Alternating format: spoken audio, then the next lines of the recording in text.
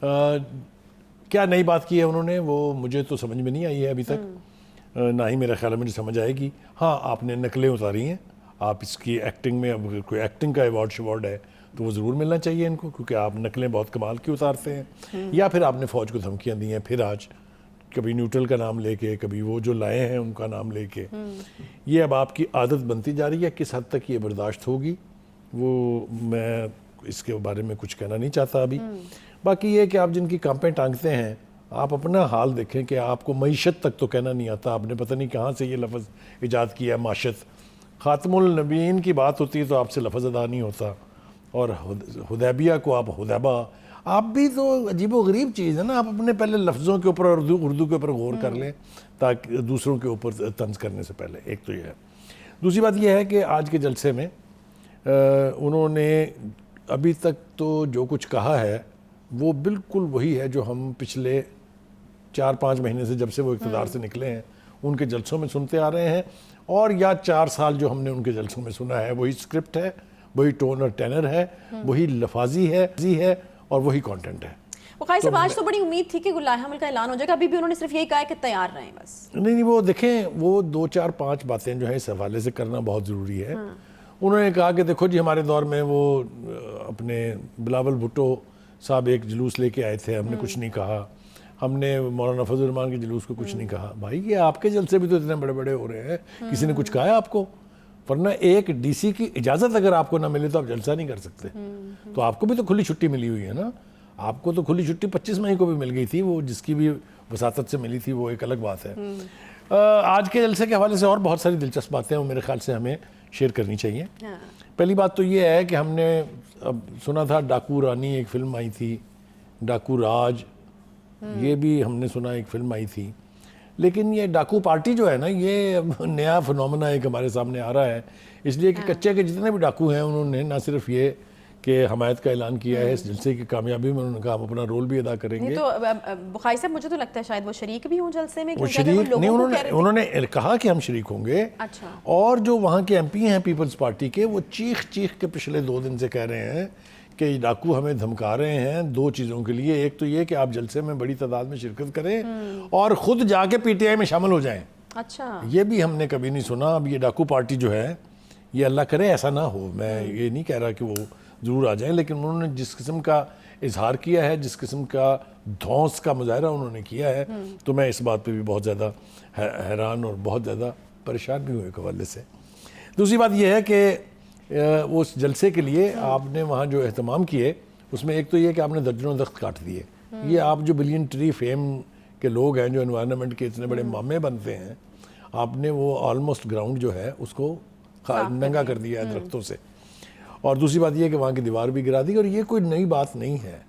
اس سے پہلے Sargodha stadium, Multan stadium, hockey stadium کا جو حال ہو چکا ہے وہ سارا لوگوں نے دیکھا ہے. دوسری بات یہ کہ آپ چور چور چور چور چور چور کہے جا رہے ہیں، تکرار کر رہے ہیں، اور یہ تکرار پچھلے 5 سال سے جاری ہے، بلکہ اس سے بھی پیچھے اگر آپ 2011 سے جائیں تو تب سے تکرار جاری ہے. لیکن جناب میں آپ کو ایک بات آج بڑی ذمہ داری کے ساتھ کہہ رہا ہوں کہ اگر آپ کے دھرنے سے لے کے اب تک کے آپ کے جلسوں پر خرچ ہونے والی رقم کا اندازہ لگایا جائے تو وہ ان چوروں نے جو رقم لوٹی ہے آپ کے بقول، اس سے کوئی 4 گنا زیادہ ہوگی.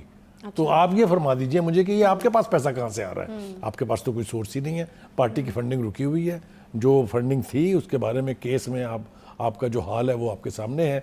تو یہ آپ گردان لگائے جا رہے ہیں، اور خود لوگوں کا پیسہ، یہ لوگوں کا پیسہ ہے نا، آسمان سے تھوڑی ٹپک رہے ہیں نوٹ یا ڈالر یا پاؤنڈز. اچھا بخاری صاحب ایک اور بڑی انٹرسٹنگ بات انہوں نے کی. انہوں نے کہا ہے کہ اس دفعہ ایک تو انہوں نے کہا کہ بڑی تیاری کے ساتھ وہ آ رہے ہیں، اور کہ بار بار وہ کہہ رہے ہیں، ہمیں اس پہ غور کرنا چاہیے. میرا خیال ہے کہ اگر وہ تیاری کہہ رہے ہیں کہ تیاری کے ساتھ آ رہے ہیں تو پھر یقیناً تیاری کے ساتھ آ رہے ہوں گے. انہوں نے کہا کہ رانا ثناء اللہ صاحب کو پتہ ہے کہ مجھے پتا ہے کہ انہوں نے کیا کرنا ہے، لیکن ان کو نہیں پتا میں نے کیا کرنا ہے. دیکھیے اگر تو وہ مسلح جتھے لے کے اسلام آباد پر قبضہ کرنے آ رہے ہیں تب بھی ان کی بھول ہے.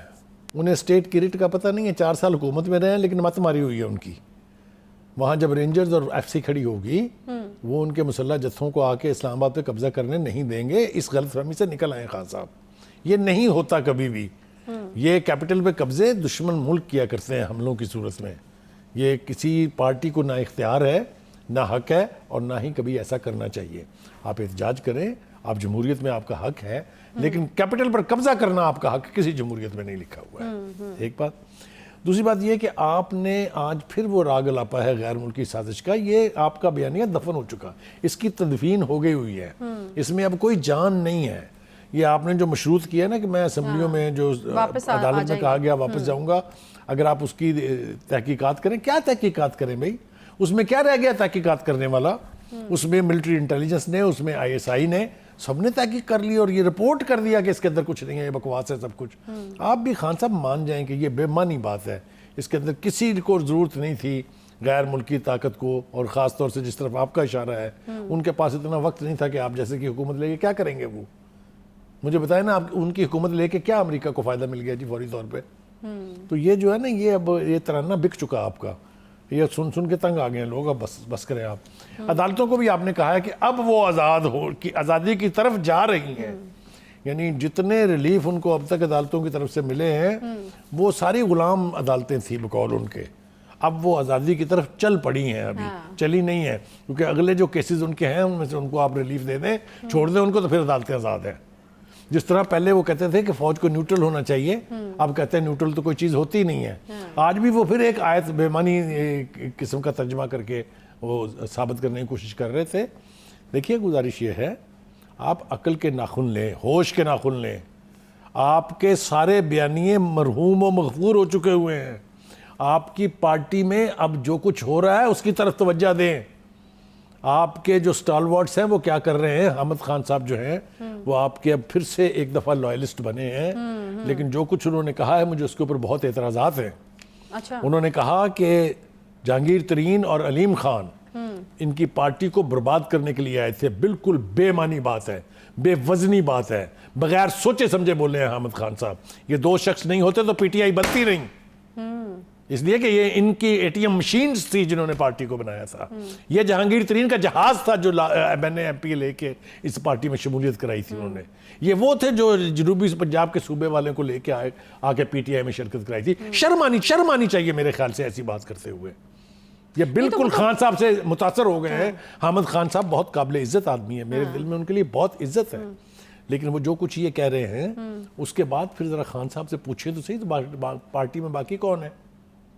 آپ مجھے بتائیں، وہ جو کچھ انہوں نے فرمایا ہے فواد چودھری کے بارے میں، پھر اس کے بعد فواد چودھری کو ان کا سپوکسمین ہونا چاہیے، ٹھیک ہے؟ کدھر گئے وہ شہباز گل صاحب؟ ان کا مرنا بچھونا یہاں تھا۔ تو یہ پارٹی کی طرف توجہ دیں۔ آپ یہ کہہ رہے ہیں نا کہ پارٹی کو بنانے میں، PTI کو کھڑا کرنے میں ان کا ہاتھ تھا، وہ تو یہ کہہ رہے ہیں کہ ایک تو ان کا اعتراض تھا کہ ان کو نئی شمولیت اختیار کرنی چاہیے، ایک دفعہ اس وقت اعتراض کیا تھا انہوں نے، دوسری دفعہ جسٹس قاسم عیسیٰ کے خلاف جو ریفرنس دیا تھا اس پر اعتراض کیا تھا، لیکن وہ کہتے ہیں کہ پیٹھ میں چھرا بھی ان دونوں نہیں گھوم پائے۔ دیکھیں، میں پھر کہہ رہا ہوں آپ سے، یہ حامد خان صاحب کی ذاتی رائے ہو سکتی ہے، اس لیے کہ وہ بندے ان کو پسند نہیں ہے، اچھا، لیکن ان کے رول کے بارے میں کوئی ابہام کسی کو نہیں ہے۔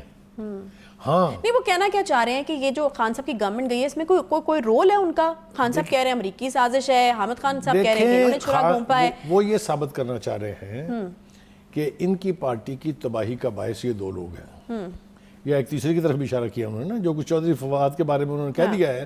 میرے خیال ہے فواد چودھری صاحب کو پروٹیسٹ کرنا چاہیے اس کے اوپر، کیونکہ انہوں نے کہا ہے کہ وہ اسٹیبلشمنٹ کے جاسوس ہیں پارٹی میں، اور وہ ان کی پارٹی کو برباد کرنے آئے ہیں۔ وہ خدا کے لیے ہو کر دیکھیں، پارٹی کے بارے میں اب خیر کی توقع خان صاحب کو نہیں رکھنی چاہیے۔ فصلی بٹیرے جو ہیں وہ سارے اڑنے کو ہیں، تیاریاں کر رہے ہیں۔